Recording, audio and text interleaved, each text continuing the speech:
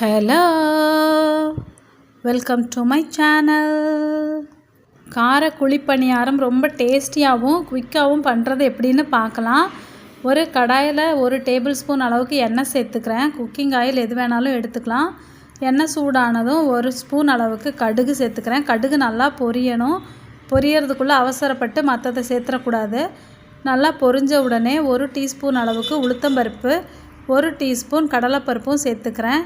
Colour கொஞ்சம் change ஆகிற வரைக்கும் திருப்பி விட்டுக்கலாம். ரொம்ப கருகிடக்கூடாது.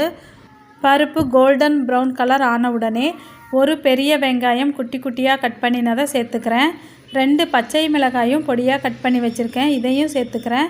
அப்புறம் க்ளீன் பண்ணி பொடியாக கட் பண்ணி வச்சுருக்கிறேன் கறிவேப்பிலை, கொத்தமல்லி, இது எல்லாத்தையும் சேர்த்து வதக்கிக்கலாம்.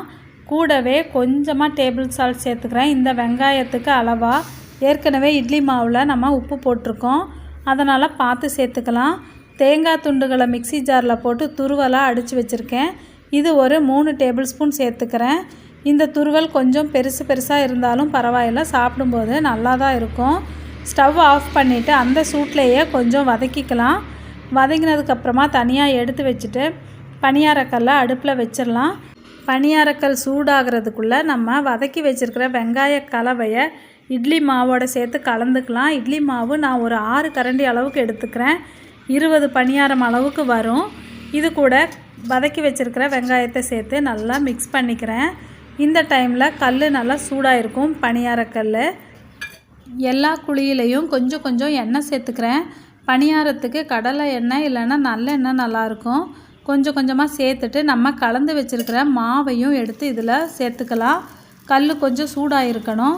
மாவு ஊற்றும்போது ரொம்ப நிறைய ஊற்றிடக்கூடாது. பாதிக்கு மேலே கொஞ்சம் இருக்கிற மாதிரி ஊற்றினா தான் வேகும்போது கொஞ்சம் மேலே வரும். அப்போது திருப்பறக்கு வசதியாக இருக்கும்.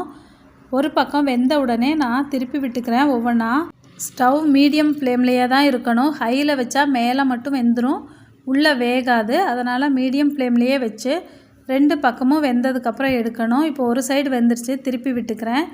இன்னொரு பக்கமும் வேகிற வரைக்கும் கொஞ்சம் வெயிட் பண்ணிவிட்டு திருப்பி செக் பண்ணி பார்ப்போம் வெந்துருச்சான்னு சொல்லிவிட்டு. 2 பக்கமும் வெந்த உடனே இது எல்லாத்தையும் ஒரு பிளேட்டுக்கு மாற்றிட்டு மிச்சம் இருக்கிற மாவை அடுத்த செட்டும் ஊற்றிடலாம். அதுக்கும் கொஞ்சம் ஃபஸ்ட்டு எண்ணெய் ஊற்றிட்டு அப்புறம் தான் ஊற்றணும். எண்ணெய் கொஞ்சம் கொஞ்சமாக சேர்த்துக்கிறேன். அப்புறம் மாவும் சேர்த்து 2 பக்கமும் வேக வச்சு எடுத்துட்டா நமக்கு சுவையான கார குழிப்பணியாரம் ரெடி ஆகிடுச்சு, ஈஸியாக அண்ட் குவிக்காக. நெக்ஸ்ட் வீடியோவில் மீட் பண்ணுவோம். பாய்.